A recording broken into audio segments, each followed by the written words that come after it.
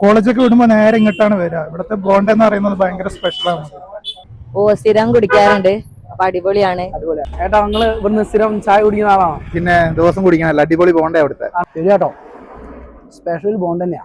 നമ്മുടെ കോഴിക്കോട് വൈകുന്നേര സമയത്ത് നല്ല അടിപൊളി ചായയും കടിയൊക്കെ കിട്ടുന്ന ഒരു സ്പോട്ടിലാട്ടോ നമ്മളിപ്പോൾ എത്തിയിട്ടുള്ളത്. ഏട്ടാ 2 ചായ.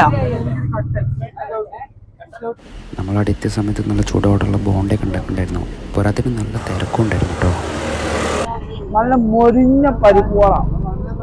ഏട്ടാ എന്തൊക്കെയാണ് നിങ്ങളെ അവിടുത്തെ സ്പെഷ്യലുകൾ? നമ്മള് ഇവിടെ സ്പെഷ്യൽ നല്ല ബോണ്ടന്റെ മുകളിലാണ് ഇവിടെ പേരായത്. ഇപ്പൊ ഒക്കെ സ്പെഷ്യൽ നല്ല സ്പെഷ്യൽ നമ്മൾ പരിപ്പോടും പഴമ്പരും കഴിച്ചു, 2 അടിപൊളിയാണ്.